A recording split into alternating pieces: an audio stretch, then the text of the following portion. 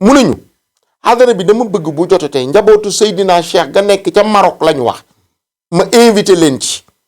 ndax liggéey bii kat ñuy defal seen maam laaj na ñu ñëw gis ñu ñëw fekkee kaa ñun ndax ñu barkeelal ñu suñ jotaay bi mu fi jógee ko at mu njëkk ma ne leen xat na waaye nañ ci def effort yàlla dogal ñu def effort bi mooy ma dama jógee ko tukki Amérique jaar Maroc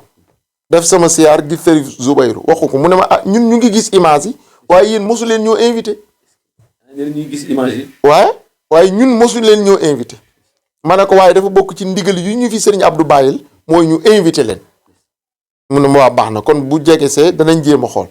mu oo ku ñuy wax Mouhamad Hamraani yi ne ko boole naa la ak Fata day ci jokkaloog moom kooku laa ci jokkalool yàlla dogal na premier ñëwam loolu moom coordonné nañ ko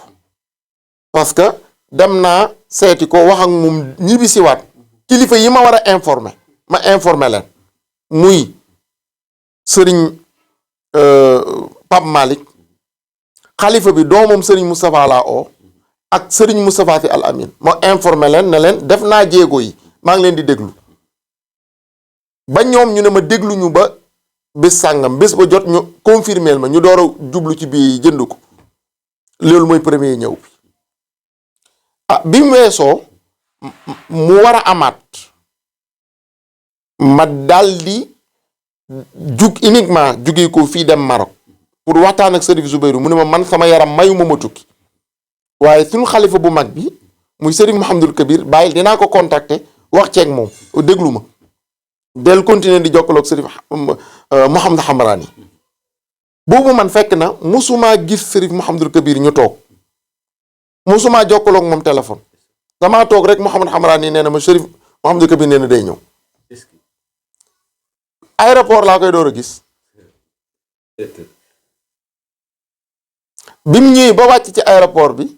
mu ngi wax Mouhamad Pa Makhtar Kébé ne ko man de ñi ma fi invité xaw ma leen c'est vrai waaye comme que ndigal li Serigne Abdou ko joxe woon ñun nañ def jéego yi rek dana sotteem du sotti suñu yoon nekku ci léegi nag mu dem ba bi mu amee ñoom ñëpp ñu intéressé wu ci bu jotatee ñoom ñëpp xam nañ ne àjjuma bi mujj avant ñuy koor dañoo war a def xadara bi ba léegi sax ñoo ñuy contacter am na ci ñoo xam ne ñoo ñuy contacter ne dañoo bëgg ngeen defal ñu billet ñu ñëw kon ndigal loolu Serigne Abdou moo ko fi bàyyi te bi muy wax ak ñun du man ak moom rek man ak mbooloo ñoo toog mu santuñu ko ba yàlla barkeel ko nii mu ko barkeel waaw macha allah kon loolu leer na trop muy teewaayu Surafa wi fii ci Sénégal loolu mooy sabab bi ndénkaane sëñ Abdou loon bokkoon ci mbébétam ngeen defal ko ginnaawam mu nekk loo nga xam ne kii defu leen ko rek ne sëñ Abdou ñu ko waxoon waaye ñi fi nekk actuellement wuutu woon ko da ngeen ci jokkoo ak ñoom bañ joxe ci ndigal ngeen doog a def loolu. waaw parce que nag gis nga xalifa bi sëriñ Babacar Sy Mansour gannaaw bu fi sëriñ Abdou jógee ko képp koo xam ne jox nga cër sëriñ Abdou respecté nga ko da nga topp ci ginnaaw. est-ce que xam nga sëñ Abdou bi mu génnee àdduna toog nañ 6 mois yoo xam ne publier wuñ xadara bi waxuñu ci di déglu ndigalam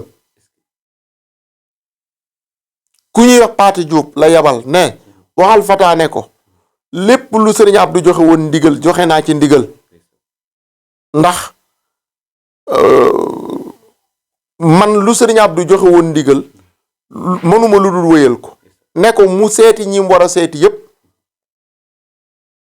fekk na lu jiitu loolu sëñ Abdou dafa génn àdduna nag maanaam seet sëñ Moustapha ne ko ñun de dañu bëgg a gis xalifa bi sëñ Abdou ci sëñ Moustapha ci boppam moo ma jox numéro doomu xalifa bi muy sëñ Moustapha ne ma jokkool ak moom ne ko maa la boole ak moom ndax ginnaaw sëriñ Abdou nag moo fi nekk ba mu jox ñu ndigal ne wéyal leen loolu ñu door a continuer activité yi kon nii la demee parce que tamit damay faral di wax benn mbir ñun sëriñ Abdou mën nañoo dénk liggéey bii nañu liggéey liñ ci waaye dañu war a xam ne moomuñu ko boo ko jàppee sa moomeel rek mu yàqu say loxo da ngay xam ne lii dañ la ko sant lañ la santoon nag ne la defee ko noonu tënkul ca loola nga doxalee ko noonu man loolu laa gëm waaw. kon mu mel na leer na lool question yi ñu bëggoon am ci xadara yeeg fi mu jógee fi mu jëm yaakaar naa liñ ci am ci comme ay leeral ak li waxtu yu may doy na ndax dafa am yeneen question yoo xam dañ ci bëgg a dugaat